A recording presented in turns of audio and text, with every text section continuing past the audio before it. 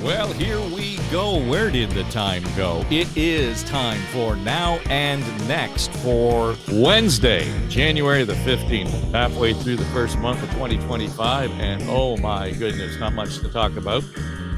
Thanks for your patience.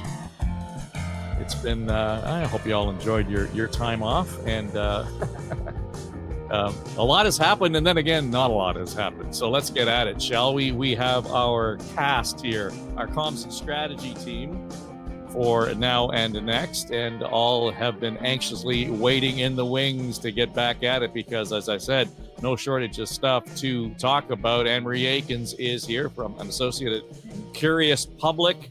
Brad Ross, Bradley F. Ross, I think is the appropriate moniker. Is that not it, Brad? It is. In fact, my middle name does start with F in it. Well, there you go. Yeah. Does it end in ing? No, it ends in ick, as in Frederick. Okay. All right. Bob Reid is here, of course, from Broadway Strategy, and Lindsay Broadhead from Broadhead Communications. And welcome in all. It's just been one of those crazy times where typically we would look at the holiday season and the New Year's transition and all that would be typically a quiet time. And Bob, it has been anything but. I mean, the last time we chatted, Ottawa was on fire. Now it's a dumpster fire in many respects. And Washington is a mess. Just quickly around the table in terms of where do you think we're going to be a month from now, given the uncertainty in Ottawa, and I want to say the certainty, Bob, in Washington? Yeah, I think we're going to be dealing with the tariffs. All that remains to be seen is what exactly are they going to apply to, and how stiff will the rate be, and will there be any carve-outs like the Premier of Alberta is looking for on oil and gas. But Trump is bound and determined to go ahead with this. We are in a state of chaos at the federal level with multiple people trying to figure out who's in charge or trying to be in charge, particularly among the premiers who started off pretty unified, but now there seem to be a lot of gaps in the armor there. So I think a month from now, we're still going to be in the midst of this. I'm hoping that there might be some greater clarity coming from Ottawa or somewhere else in terms of who is going to be our Captain Canada, who's going to be our point person on this to try and navigate us through. Yeah, this morning in the Globe and Mail, Brad, that was sort of the context was, why do we have to be so obvious? But we do need an obvious Captain Canada here, and we don't have one. I suggest that has fallen directly on the lap and the desk of the Prime Minister. This has been a mess of his own making. And generally speaking, the people I talk to, just in public circles, etc., normally this wouldn't come up, but oh my God, there's a level of angst all of a sudden around where we're going to be in the next 3 or 4 months. Mm-hmm. Well, apparently there's going to be a cabinet retreat, a federal cabinet retreat, where perhaps Captain Canada will be clarified. I think for now it is kind of falling to, or has fallen to Doug Ford to a certain extent, doing a lot of media in the U.S. as we've seen. I think though the next 3 to 4 months, I think it's kind of pre-season election here in Canada. I think with when the federal Liberal leadership campaign underway, and the field is really narrowing to maybe 2 or 3 for now, maybe more, but Carney and Freeland, maybe it'll be just the 2 of them in the end, and the Conservatives will, their war room will be getting a really good workout, and I think we're going to see a lot of trial balloons, policy type messaging, all of that floated in the next 3 or 4 months before a national election is ultimately called, perhaps at the end of March. So I think it's going to be really, really interesting here. What happens in the U.S., I think Bob said it well. I think we just have to brace and see ultimately what the premiers and the prime minister do in the next few days. Well, the messaging around this is really interesting from that perspective, though, Anne Marie, because right now, all things being equal, we should have been into the conversation around, the carbon tax election. That is off the table entirely now, only because, as Bob points out, we're going to face these tariffs. Our relationship with the United States is being redefined. So I think, as much and all as I understand why the Tories are just rubbing their hands together, excited about going to the polls because it suggests they're going to have this overwhelming majority. I think there's some jeopardy in terms of their actual ability to follow through on those numbers, only because the messaging around the election has completely changed. We pulled the rug out from underneath Pierre Poilievre. Mm-hmm. Yeah, that's very, very true. I'm going to go back to your original question, which is, where do I think we're going to be in a month? So one thing I am certain about is that we'll be in the midst of a Liberal leadership convention and battle over who's going to be the very temporary prime minister. And so that will be fully underway, and we'll be, has already started, but we'll be really in the thick of things before we end up inevitably in a federal election in the few months ahead of that. Whether or not we're into the midst of an Ontario election is yet to be seen. And I get the impression that Doug Ford himself hasn't decided if the population in Ontario really want an Ontario election as well. I think they're kind of sick of elections. So I don't think he's decided. I think his war room has decided they'd like an election right now. But I will tell you, if we're in the midst of an Ontario election, as well as a Liberal leadership campaign, that is, and then followed by a federal election, the staffers, the political staffers that work on these campaigns, because inevitably that's who does it, are going to be stretched very, very thin. So that's a lot going on for them to work on. So I'm not 100% certain about whether or not we'll be in an Ontario election. I hope we're not. But as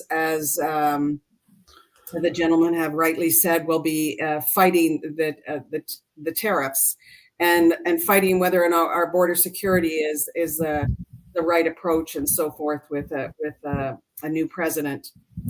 And I really hope, I'm crossing my fingers, that Trudeau doesn't decide to say, okay, fuck it, I'm done, and you didn't want me, and I'm going to go away quietly. I hope he steps up over the next few months as the Liberal leadership convention is underway, and he has a clear job to do, which is working with Trump. He's got experience there, and I really hope he takes the lead for that, because I think he can make a difference. All faults aside, however you feel about Trudeau, he did manage Trump effectively the last time, and I think he can do it again. Yeah, I think he's actually spent that currency. I don't think there's any going back. The toothpaste's out of the tube on that one. I just think, generally speaking, we're not necessarily, Bob, talking about the Liberal Party. We're talking about the party of one, which is Justin Trudeau. And that is the damaged brand. It's not necessarily the Liberals, to be clear.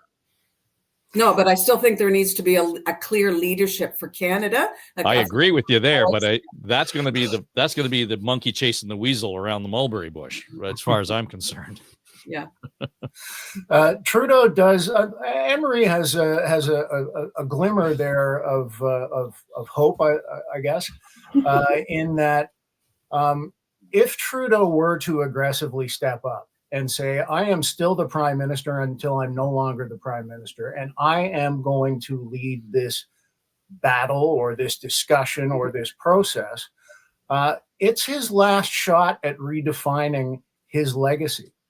Because right now, the narrative around Justin Trudeau's legacy is Canadians got sick and tired of him and showed him the door.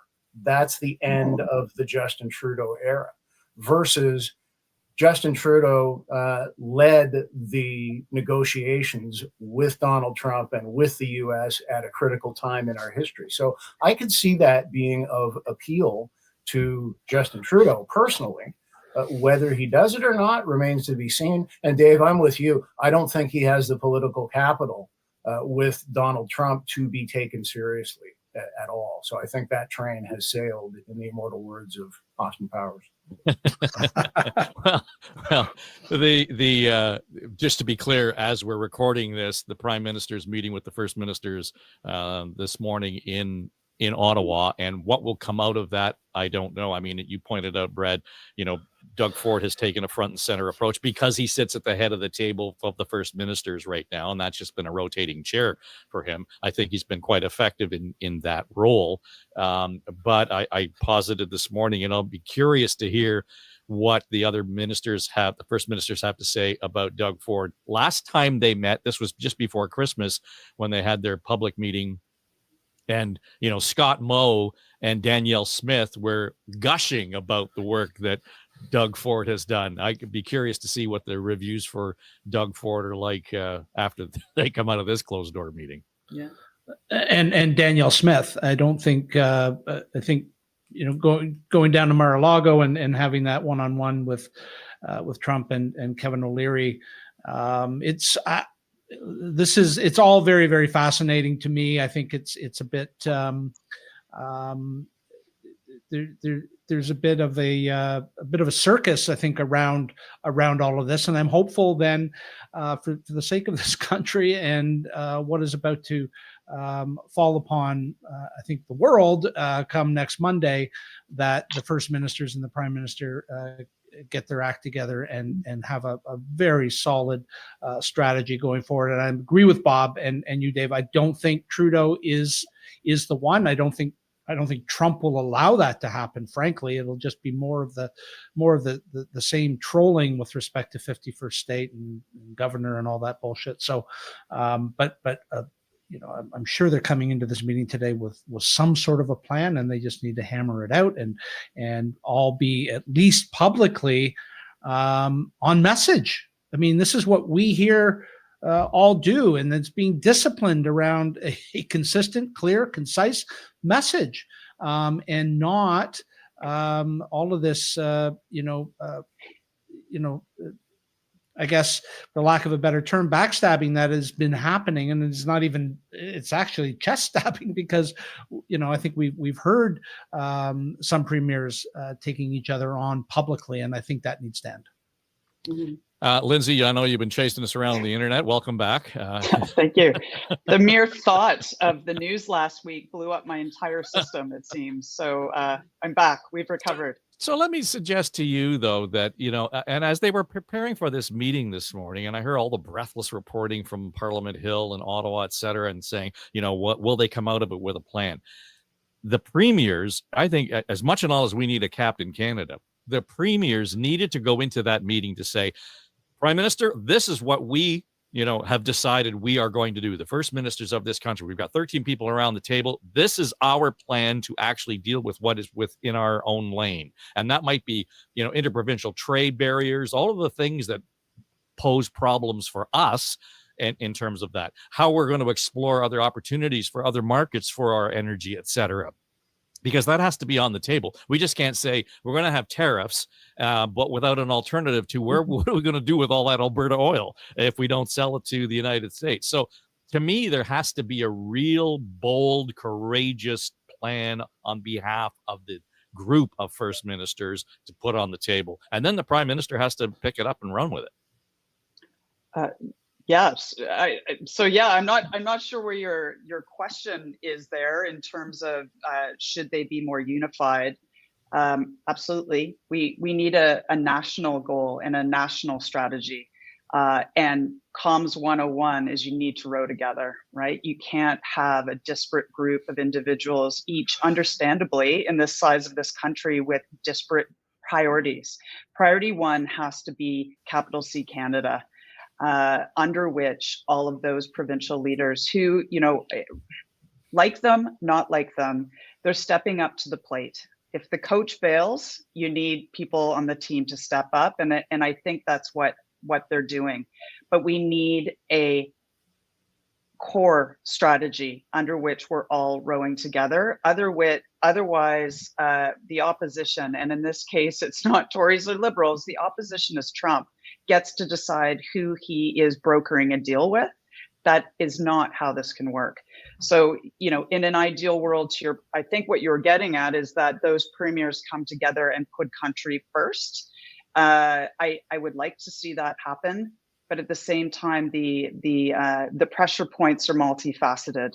With Ford potentially running, with Danielle Smith having the Western pressures that she would have from the oil and gas community and the disparate nation of our country right now. We've been very separate and segregated as a country. We need this to unify us, and this is the perfect opportunity for message to lead rather than individual actions to lead. I want to get to the messaging and the leading that's going on at Toronto City Hall, and you all have had your varying degrees of experience with that, but I want to draw on yours, Brad, in terms of the budget, and just clarify for me, because my recollection is that when budgets are being prepared at City Hall, we often, or more often than not, got a sense or a hint of what was in that budget and what was the possible tax increase before Christmas. There were conversations going on well before now, for example, historically.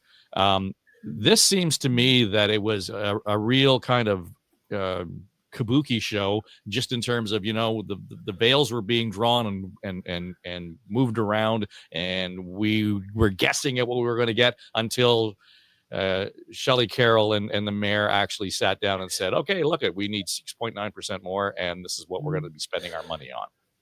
Well, budget launch, Dave, has traditionally been in January, shortly after Christmas. Certainly, the budget is put together all year. It's a full-time job to do the city budget, but it is launched publicly, typically at this time of year. So the difference, perhaps, over the years is that this is now the mayor's budget. And staff at the senior level, city manager and the CFO, work closely with the mayor's office in terms of what this mayor would be looking at in terms of services and increased services, and therefore what that dollar figure is going to look like, and then ultimately what that budget pressure, what that increase is going to be, or recommended anyway. So they launch it this week. You got a month of discussion. They had a telephone town hall last night for the public. I think there's another one coming up. Very, very effective communications strategy, telephone town halls. We did them when I was at the city during the vaccine campaign. Incredibly effective. It gives the public an opportunity to hear directly and to ask questions directly. And I think, I don't want to beat a dead horse. We've said this many times, and Lindsay knows this just as well as I, that there is no order of government that is more closely affects your day-to-day life than the municipal level of government. Mm-hmm. So it is messy. It is, it's sausage making right out at on the storefront for all to see, unlike the feds in the province, which all happens kind of behind the scenes. So I think we got another month of this. I think it goes to council mid-February. So none of it surprised me, what I heard this week.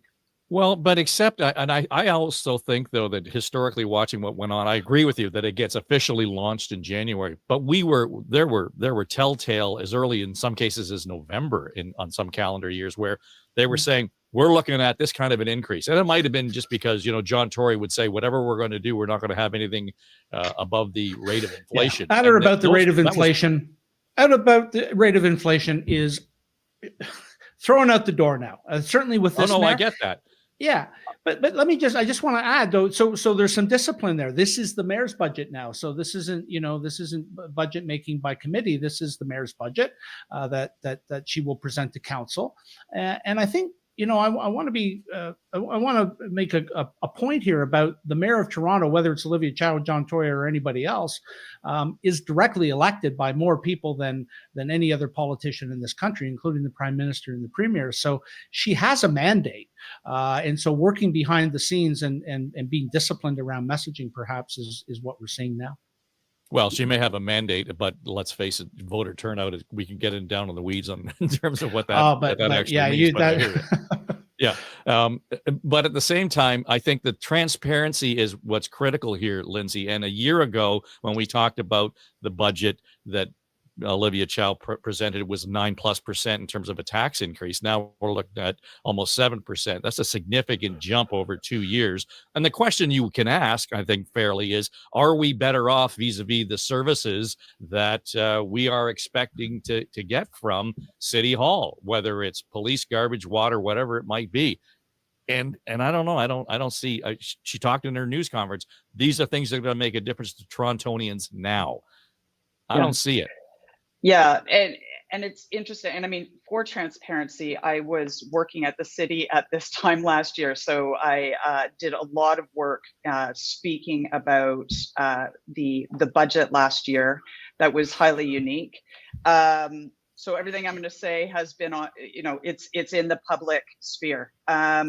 Last year was interesting because I think Olivia Chow clearly articulated, as did the city, frankly, a desire for a New Deal. And they were very good at articulating the pressure points on any municipal environment, particularly the city of Toronto, that we were on deck for spending and being accountable for spending at a rate that was far higher than the money that was coming in. And the money that was coming in, there were so few tools to acquire it. It usually only came in, we're seeing this now, through folks who owned homes and housing related taxes.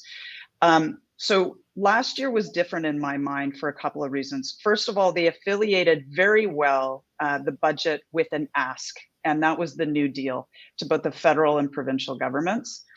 And they were very successful. There was uploading of the Gardner. There were one-time payments for different things that were supposed to right-size the budget in a real way. So I think Chow, certainly Councillor Carroll, have taken a lead in defining this period of time as being a readjustment for the future. And I think in terms of legacy, if I'm going to guess, that is ironically what Mayor Chow is looking for. I say ironically, of course, because she affiliates herself with the NDP, and this is a more fiscal drive.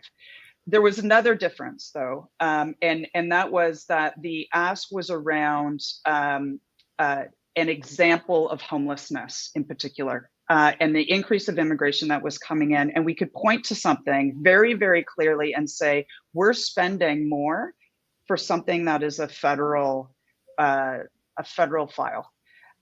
This year is interesting because it's gone up, but there's no New Deal conversations that I've seen, and there's nothing to point to, partly because Ottawa and Ontario could both be imploding politically, but there's no one to ask and there's no one to point to. So I think actually the message discipline is quite hollow this year because of circumstances, but also because there isn't that immediacy. Plus, final point, the reality of people's pocketbooks post-inflation, post-bank rate increases is completely and utterly different than it was a year ago. So there's a completely different message environment in which this government is working. Well, Anne Marie, when we look at it, though, and the mayor keeps trying to convince me that she's making life more affordable for me here in the city of Toronto. The average tax rate has gone up almost 17% in less than 18 months.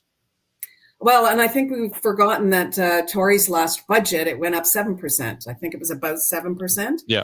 So in the last 3 years, the taxes have gone up significantly, property taxes for homeowners. And perhaps we're still playing catch up. Perhaps we're still one of the lowest paying municipalities in Ontario, but the reality is it's gone up that much. So 7%, over 9%, and then 7% again. So I think people have been paying more. And I think overall,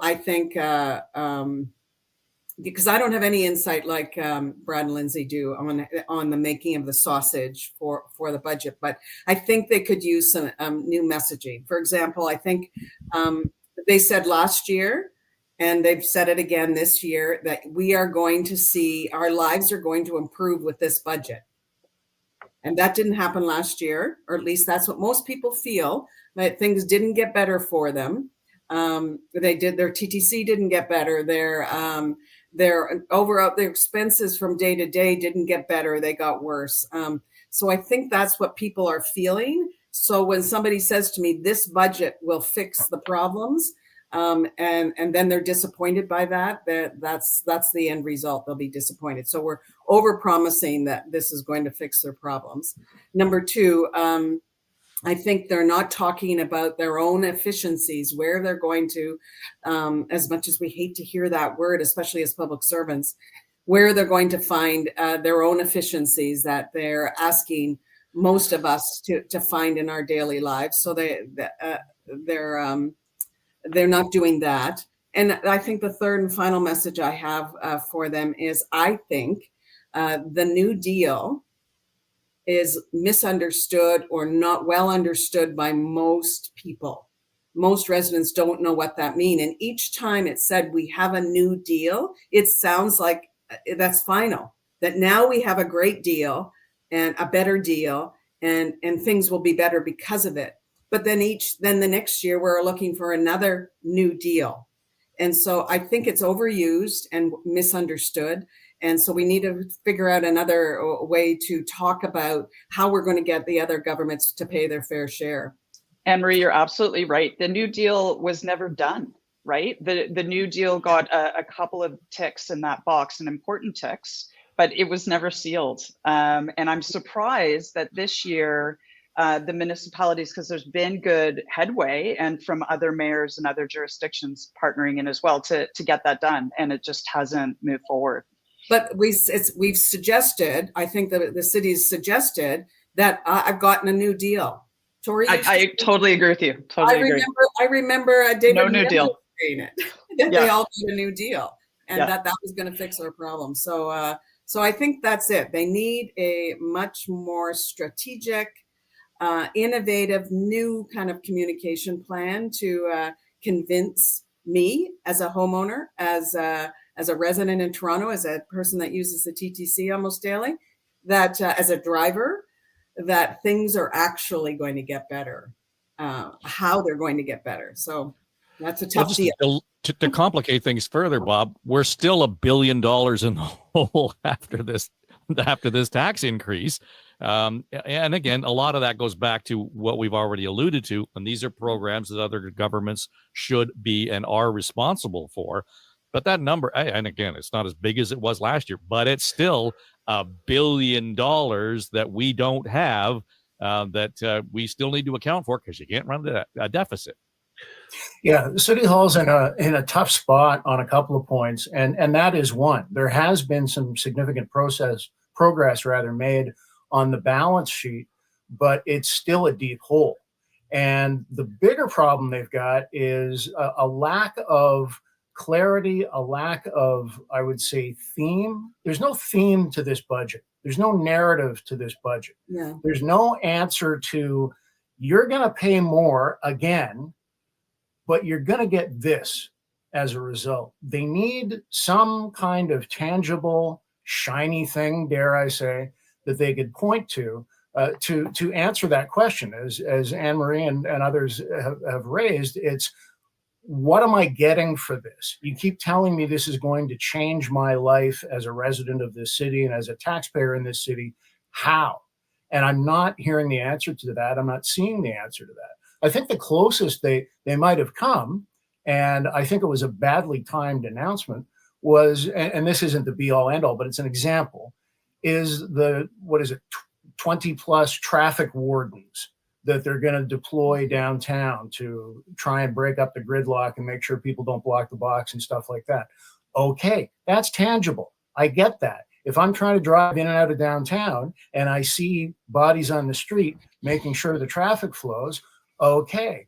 And if I was told that in the wake of the tax increase announcement, in the wake of the budget getting finalized, then there'd be something tangible that they could point to and say, you see, this is one of the measures that we're taking, thanks to your tax dollars in action, to be able to make life better for you. Again, that's a micro example, but they need more of that. They need real tangible things they can point to so that people will go, oh, that's where my money's going. And the challenge they have is where so much of the money is going is into invisible soft services, into invisible supports for low-income people to help tenants and renters. They're all noble things, but you can't point a camera at them. And that's the big communications challenge that City Hall has. But they have a point, though. I think the issue, though, Brad, is that when they have done that, and they've done it with the traffic cops or the folks who are making sure we've got the marshals in the intersections, we're going to extend library hours and swimming pool hours. Again, that I love the idea around it, but it doesn't hit me where I live. Well, that's but and they're freezing TTC fares and increasing service. That is not cheap. And extending library hours and pool hours and doing all of those things costs money. And as we said earlier, Olivia Chow has a mandate. She has a mandate as the mayor of the city, elected by more people than any other. And you can talk about voter turnout, but do not complain about tax increases if you didn't vote. So I'll just leave that there. But I think we've talked for years about how we kept taxes low and at the above at the rate or below the rate of inflation, and then we complain about housing and homelessness and traffic and TTC and all of these things. So we throw money at it. The tangibility of that, I guess, is going to take some time, and I think. I don't know if I'm sure that there is a narrative and story that is being developed. The budget was just launched. I think I want to keep my powder dry. Yes, I'm the former chief communications officer of the city of Toronto, as was Lindsay. And so I am loath to, and perhaps this is a declaration of a bit of a conflict, to criticize my former colleagues in the communications division at the City of Toronto, but I know them and I know how hard they work, and I've seen the efforts on social media to get messaging out about all of this. The fact that it's not hammering us every day with headlines and in our social feeds perhaps speaks to what's going on elsewhere in this country and south of the border as well. So and in Los Angeles and everywhere else. So there's a lot of competition for airtime, and I think I'll put this out there as well. I think it's important for the for residents of the city to inform themselves about what the city budget is all about and what it's doing, because it's, we talk about new deals. Well, what does that mean? Don't know. You're uploading the Gardner and the DVP. Perhaps the budget increase would have been much higher if that upload didn't occur. Maybe it hasn't occurred yet. I'm not sure. Lindsay suggested that it hasn't happened yet, so I don't know if the city's still paying for those things or not. But no, the upload legislation. I'm told they passed the legislation to do the upload of the Gardner and the DVP. Yes. But mind you, that's capital. So anyway, absolutely, yeah. But let me suggest then The people, oddly enough, who are cheering for this budget from the comms perspective would seem to be front and center is Brad Bradford, because he's just going to put all this in his pipe and smoke it as he presents his plans to run against Olivia Chow in the next election, Anne Marie. And the thing, but sort of to Brad's point, even with the coverage of what's going on at City Hall, you would think that there were only 3 members of council, the mayor, John Burnside, and Brad Bradford, because nobody else seems to have a voice or is seen in any media coverage of what's going on vis-a-vis City Hall. Well, I think it's because they have a critical voice, so that's why they get the attention of the airways. If you don't have a critical voice, it's very hard for councillors to get any kind of attention. And yeah, he has someone always emerges as the opposition kind of leader. And Bradford has bounced a few others off that, some of us are glad to see aren't getting as much airwaves. But I think there are other strong voices. Like I think Shelley Carroll does a tremendous job, and she has been the voice of the annual budget for the city through different mayors. So you got to give her credit. She can adjust to different administrations, and she has adjusted from a Tory administration to an Olivia Chow administration. And she's done it very admirably. So she is a regular voice out there, and she's a regular on a News Talk and on other radio stations. So I see her as a real voice of reason, and she does tell a fairly strong narrative when it comes to the budget, and as a very clear voice on not just the budget, but many other different issues. So I think that's fairly typical that only a few get the majority of the airways, but that's the media. They don't want a whole bunch of people to line up say this is a wonderful budget. Well, but they want someone else to say it's a shitty budget. The gallery ain't what it used to be down there. Let's face it, Bob. Right. And just in terms of being able to do a scrum while a meeting was going on at the top of the gallery, that was normal. Now it's there's just not the presence of the media at City Hall that there used to be. I mean, that's the harsh reality. Yeah, that's happening everywhere. And Anne Marie, of course, they've got to present balance in the reporting as well. So you're not going to have a line of people all in favor, all on one side of an issue. That's why you need the Brad Bradfords. You need the opposition voices, as you say, and they do emerge over time. I mean, Rob Ford used to be that guy, way back when. So that's part of the natural ebb and flow of the coverage. But I do agree with Brad that it's become so narrow focused on a handful of key voices when it's a much bigger council. And let's remember, there's the last election saw the biggest influx of new councillors in quite some time, if not in the city's history. And we're not seeing those voices emerge. It seems to be the usual suspects rather than here's a new voice, here's somebody we haven't been familiar with because they haven't been elected that long, but boy, they got some things to say. I'd like to see more of that. When we get to that point, though, Brad, and we talk about this budget and we talked about, 7%, 9%, 7%, I've heard the speculation being the mayor is just setting herself up so that next year she can come in and have something that resembles close to inflation and look at how well we've done and how terrific it is. On paper, that makes sense. I keep coming back to what have you done for me lately? So this year is going to be critical for her if, in fact, she intends to run again for the mayor's chair.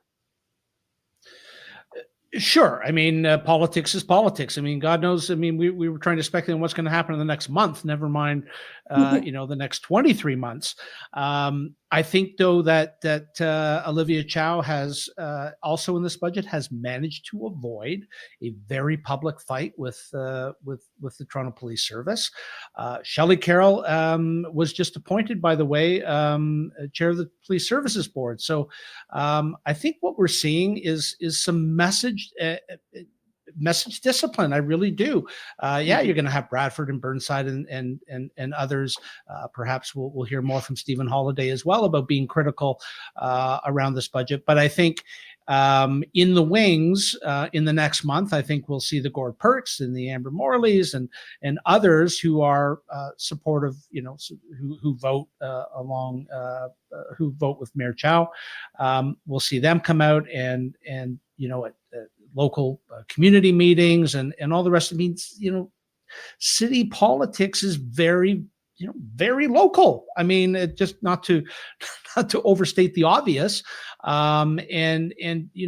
There's only, as we talked about, there's only so much airtime. There's only so much ink that's going to be spilled on a little community meeting somewhere where a local councillor makes some really good points about what this budget's going to do. So, I guess in the end, Dave, she's Chow is perhaps laying some foundation for 2026, and being able to point at those things that we're talking about here that I'm hearing some say that we haven't show me show me the fruits of this labor. It does take some time. It does take some time for those fruit trees to grow.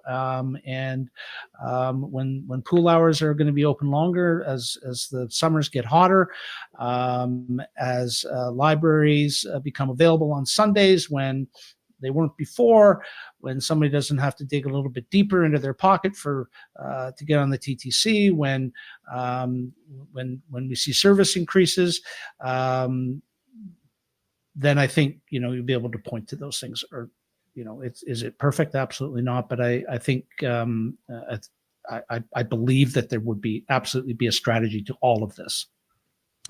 Just a shout out vis-a-vis our, without sounding like we're crapping all over the media, because the folks who are covering City Hall are working their asses off, and I get that. But I want to give a shout out to the folks at Toronto Today at Village Media. It's a new upstart. Village Media has been around for a long time in terms of some of the communities they've been in, but they launched in Toronto, I guess, back in, I want to say October or November, in the fall anyway. And if you haven't, check it out. I mean, they do a really good job at covering what happens in downtown Toronto. If you want to know what's going on in Scarborough, look at something else. But they've done a very good job, and I was skeptical at first in terms of how can you do this when just kind of confine yourself to those borders. But they've done some really good reporting on really local issues. Things like new developments down on Lower Spadina and that kind of thing that doesn't necessarily get covered in some of the larger media outlets. So well done there. Now, before we go, you've all in your own worlds had to deal with crises, whether it's been the GO train stuck in a flooded Don Valley, Anne Marie, or whatever the situation might have been that just flares up, and whether it is as a result of some kind of act of God or act of nature, as the case may be. I'm just curious to get each of you, your take on what's going on in Los Angeles. I mean, the horror of seeing the wildfires is one thing. To see entire communities burned to the ground is something else. Brad, you talked about all of this politics is local, and while we're watching it from around the world, what's going on there, and we can all talk about climate change, and we can argue one way or the other what it's doing and contributing to that. It has put, I think, an unfair or perhaps an unnecessary expectation around some of the local politicians or the local authorities who are having to manage a situation that's way beyond their scope of what their jobs are actually called on to do. Yeah, I'm loath to be overly critical, but there was an interview with the fire chief, Los Angeles, not Los Angeles County, but the city of Los Angeles fire chief. And it was one of those it was a live interview in her office. And the reporter asked her 3 times, because of water shortages, did the city fail you? Did your colleagues basically fail you? And ultimately she said yes. Now maybe that's full marks for honesty. But I think that was probably maybe perhaps one of the last interviews she'll ever do as the fire chief of Los Angeles. She went on to say that she's not unsure how the water gets to the fire hydrants. And it was just a remarkably poor interview. Now, perhaps she's tired, overworked, stressed. I get all of that. But as a leader, as the fire chief for the second largest city in the country, I would have hoped that she would have been far better prepared. And all of us, on this, the 4 of us anyway, on this podcast, have worked with leaders and prepared leaders for crises in the midst of crises and post crises.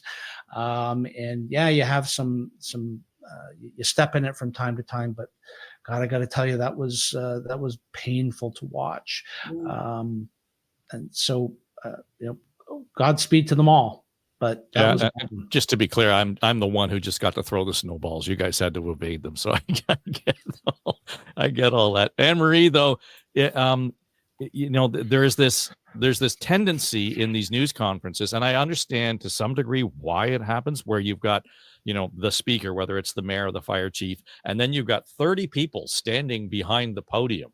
And a lot of that to me is performative. I'm not quite sure how that actually helps me understand the story any better. Now, if it's somebody who's dealing with something very specific about the emergency response, I get it. But there's a lot of people standing around there, and the message to me is, what the hell are you doing? It's like watching the guys at the construction site lean on the shovel. Yeah, frankly, I never really liked that approach, but politicians often do, leaders often do, and they flank themselves. And then as a viewer, I get obsessed with looking at their faces, because sometimes, especially when Trump would speak and he'd have all these people behind him, and I would get very entertained by some of their faces when people would, raise their eyebrows or laugh or scoff or whatever. Anyways, I never recommended that approach. But I must say, in the last few years, crisis communicators, which is, there's very few people that are expertly skilled in it. Some people have moderate skills in them, and some people don't have any skills in it at all. But crisis communicators are really facing unprecedented challenges today for a variety of reasons, but mostly because real-time misinformation, thanks to AI, thanks to social media and all the changing social media constantly, it spreads faster than we can ever imagine, faster than those wildfires. And we've seen that happen in LA. The misinformation has spread. Crime has been able to exploit that misinformation, criminals, excuse me. And adapting to that requires exceptional planning and exceptional skills. So that's a tough one. And they have, there's been some missteps, no doubt, in LA. But whether it's the leadership, whether it's the real-time information, whether it's the lack of preparedness by the spokespeople, but overall, I don't envy the crisis communicators for them. Like, how do you even decide today what digital platforms are we going to use to get out the information to people really quickly? The last time I managed a full-scale crisis in my job, there were certain platforms that we used, and it got out information quickly. But now there are so many different platforms that people are all on, that how do you get on those platforms and have the audiences? It's pretty tough. And also, my final comment is people are demanding very innovative content delivery solutions that you have to be really on top of. You really have to have skilled people on your teams and prepared. But all this, hopefully, when this tragedy is finally over, they look at that and look at the lessons learned in this tragedy and teach us all about how they coped throughout this unprecedented, horrific time. Lindsay, the challenge here is, I can see where, this is something that happens in the moment, and that's why it's a crisis. Mm-hmm. But it's not like urban wildfires are new to Southern California, one. Two, things like getting alerts out to people to say, get out of your house, or evacuation routes, etc. It sounds to me, based on the reporting I've seen, is in many cases, that's where a lot of the preparation fell down. It wasn't necessarily how well they were versed in the messaging. It was the mechanics, the logistics of actually getting the word out in an effective way. To what Anne Marie was saying. But there were people who were saying, I got a message to say, get out of my house. And then a half an hour later, I got another message. Oh, no, never mind. That didn't apply to you. Right. Yeah.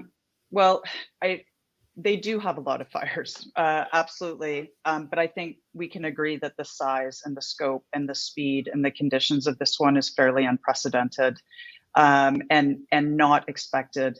However, any good crisis communicator who would be leading, and it would be operations, in fact, not communications, but operations would have considered this.